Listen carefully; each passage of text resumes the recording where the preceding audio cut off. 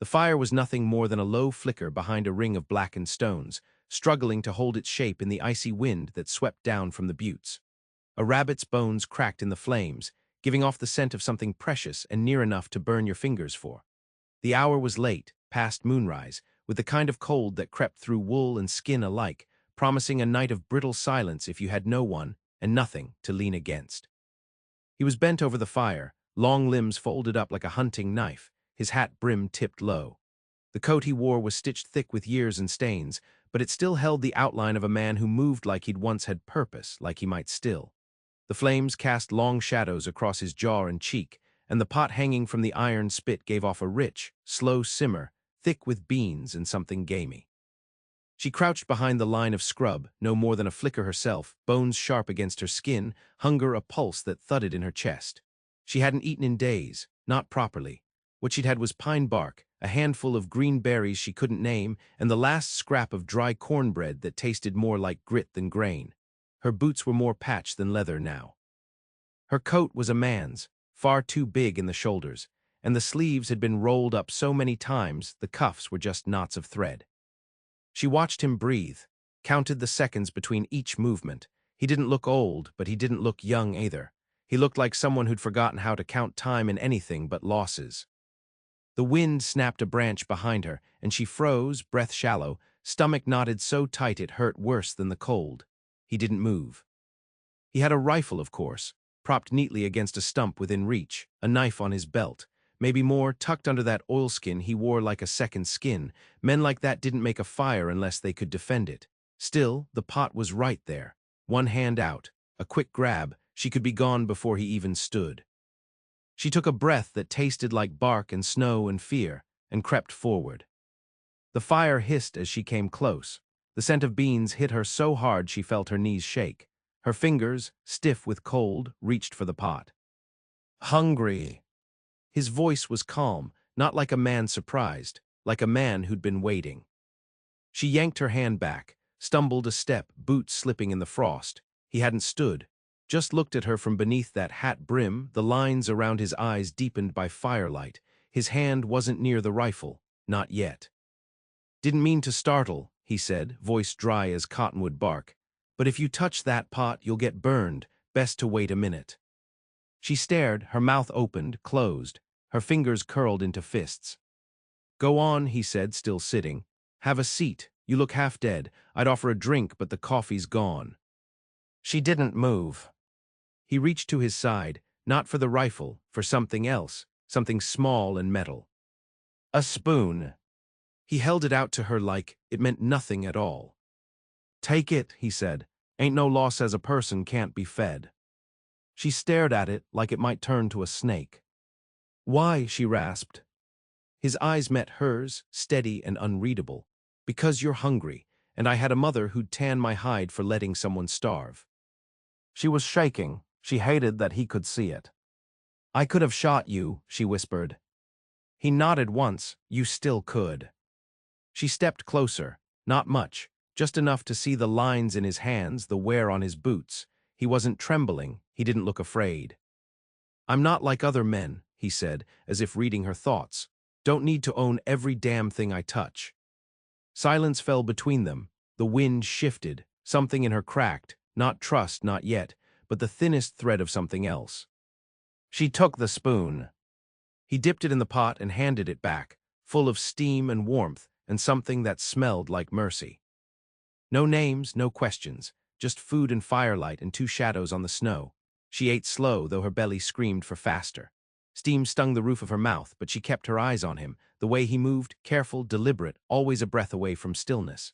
He didn't stare, didn't prod, just sipped from a tin cup and let her eat like it was the most ordinary thing in the world, a woman crawling out of the dark to steal dinner and staying to finish it.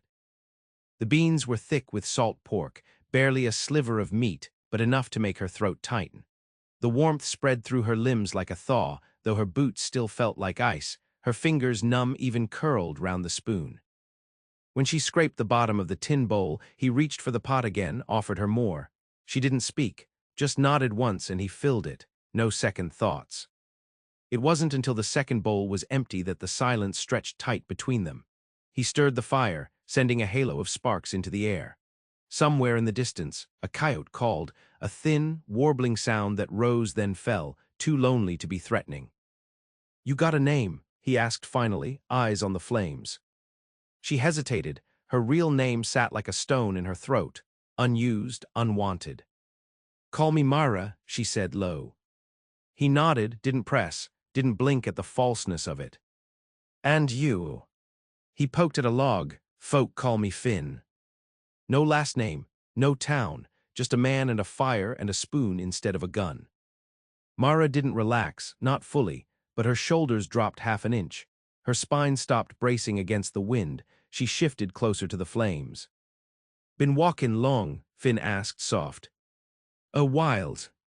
North or south?"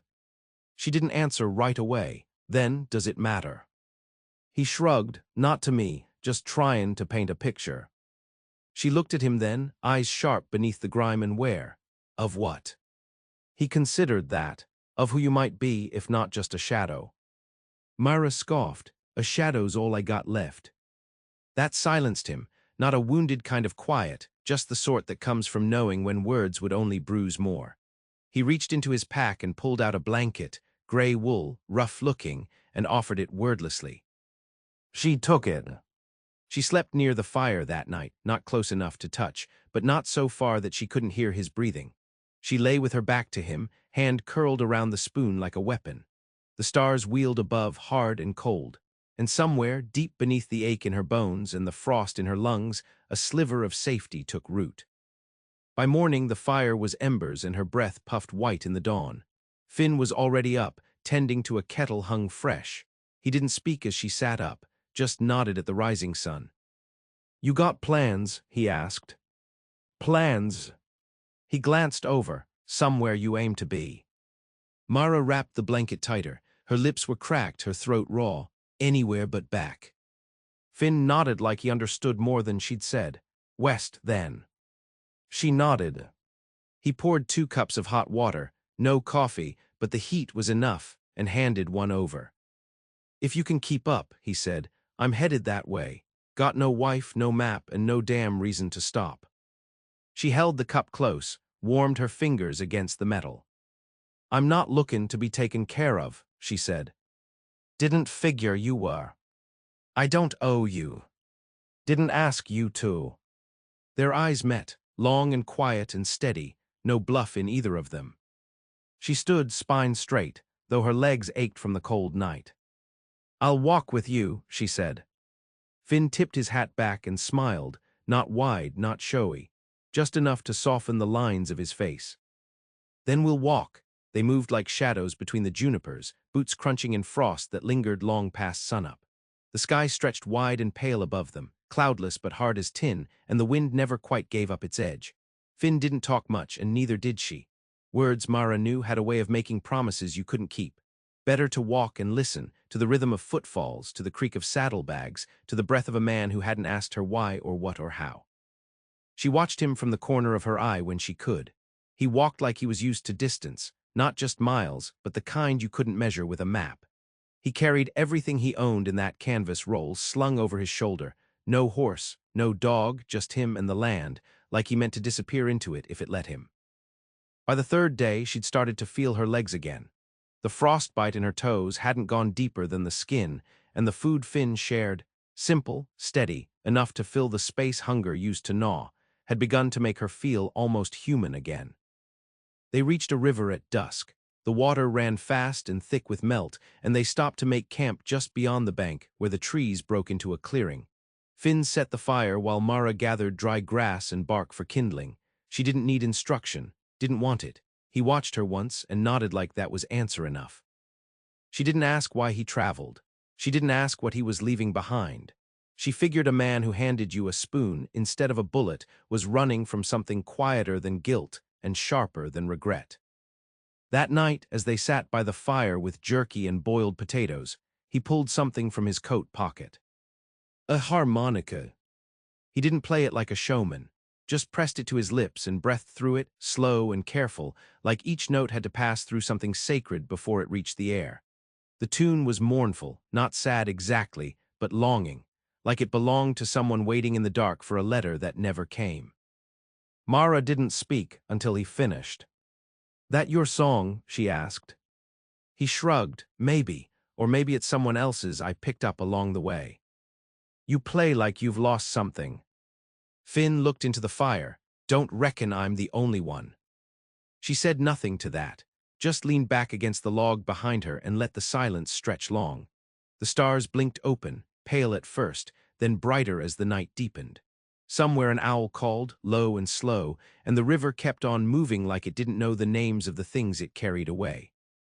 "I used to play too," Mara said after a time. Finn turned to her. "Not music," she added.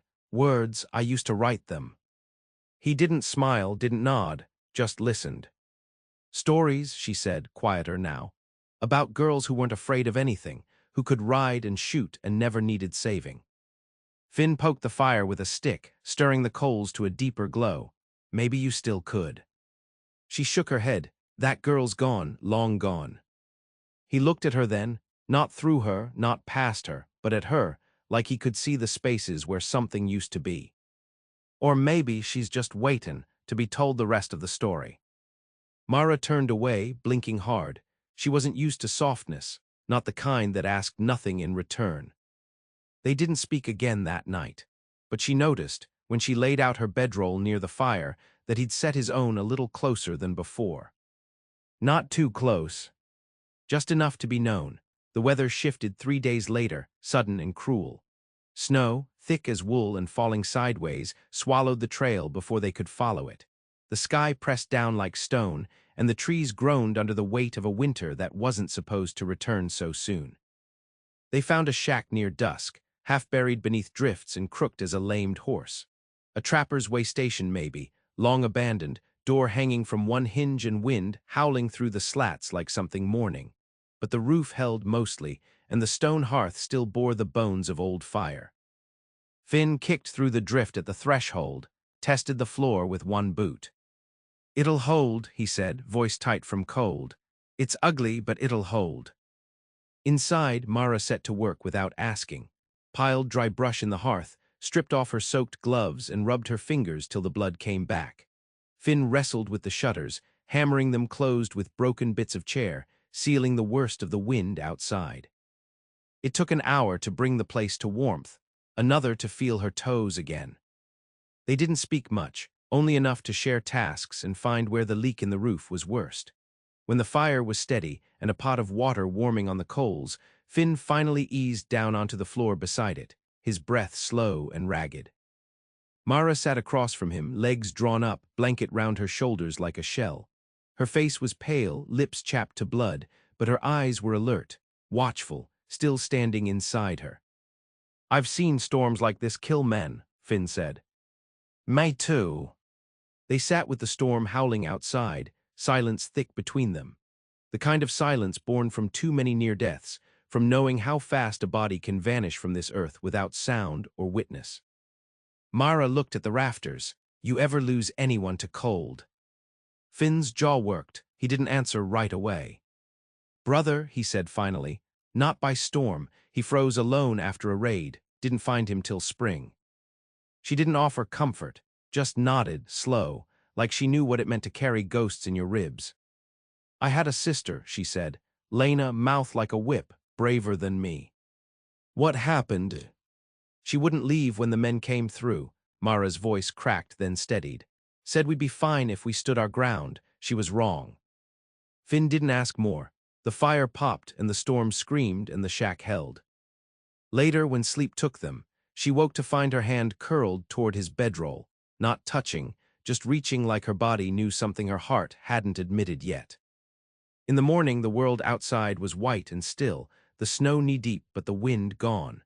They stood side by side, squinting into the hush. "We'll have to move slow," Finn said, "but we can make it west before the next storm if we leave by noon." Mara didn't answer right away. "I don't want to go back to being alone," she said finally, quiet like a truth afraid of its own shape. Finn didn't look at her, just watched the horizon. "You don't have to," he said. He turned then, just enough to meet her gaze. "You ain't stealing this."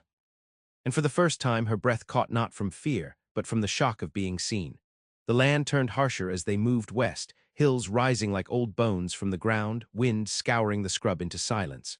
Snow faded by degrees, but the cold clung on hard in the mornings, cruel in the hours before dawn.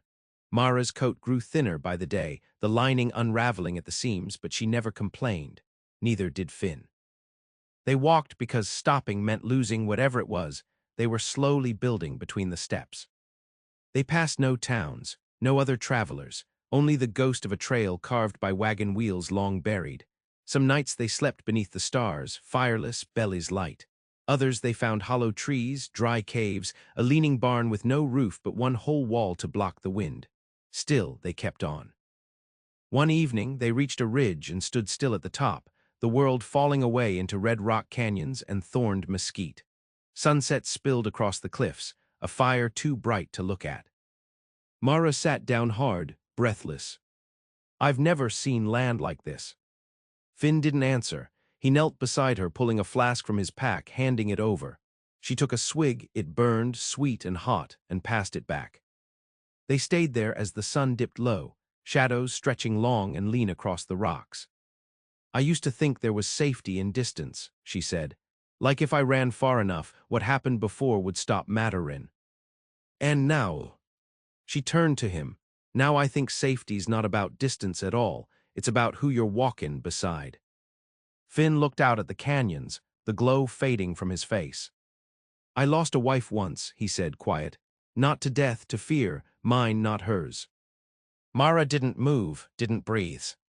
She wanted to stay, build something. I couldn't sit still long enough to believe in it. "What changed?" He looked at her, firelight in his eyes, though the sun was gone. "I met someone who stole from me and stayed long enough to give it back." Mara blinked, jaw tight. "I didn't steal from you." "You were gonna," he said, not cruel. "But you didn't, that matters." She looked down at her hands. They were rough now, nails cracked, skin weathered from wind and work. She didn't look like the girl who once sat at a desk and filled journals with lies that felt like hope. She looked like someone who'd learned to survive, and now, maybe, learned to belong. They made camp below the ridge, tucked in a sandstone hollow. The stars came out hard and bright, like they'd been hammered into the sky. That night Mara shifted closer to Finn without speaking. He didn't move away. His warmth beside her was steady and sure, not an invitation, not a test. A choice. And in the stillness between them, she made hers. The final stretch came sudden and strange, dry hills turning to green, wind softening with spring's arrival, and the land itself breathing easier after months of cold and silence. Birds returned, shy at first, then bold with morning song. Buds showed on the cottonwoods. Even the air tasted different, like the edge of something long hoped for. They found the cabin 3 miles past a broken fence line. Half buried in scrub oak, the place was little more than 4 walls and a slanted roof, chimney askew, door hanging open like it had been waiting. But it stood. That was enough. Finn paused at the edge of the clearing, eyes scanning the quiet. No smoke from the chimney. No boot tracks in the dirt. Just stillness and a sense that something lost had found its way back. "Yours?" Mara asked, stepping up beside him. He shook his head. "Wasn't. Belonged to an old man I knew. He used to say if the land ever stopped chewing on him, he'd give it to someone with softer bones." He walked forward, boots crunching dry leaves.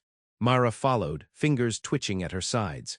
Her ribs ached, not from hunger, not anymore, but from a tightness that came when you stopped running. The inside smelled of dust and time.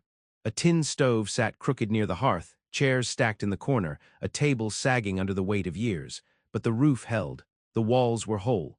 There was even a shelf with a few books still standing, spines cracked but proud. Finn knelt and opened a small chest near the back wall.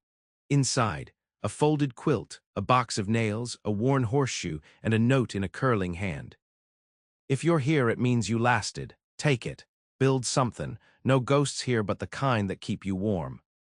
Mara crouched beside him, reading over his shoulder. She didn't speak, just rested her hand on the edge of the chest, steadying herself. Later they cleaned, quietly, without plans or big words, dusting, fixing the door hinge, patching cracks with old boards. She found a tin of beans and a sack of flour still dry in a back cabinet. Finn hunted a rabbit near the creek. By nightfall, the stove burned clean, and their breath no longer showed in the air. They sat at the table, one bowl between them, steam rising. Finn tore off a piece of hardtack and passed it over. "You still think of leavin'?" he asked. Myra looked at the fire. "Sometimes, but not tonight." "Tomorrow." She met his eyes. "Maybe I'll stay until the roof leaks." He smiled, small and real. "Then I better patch it good." Outside, wind moved through the trees without threat.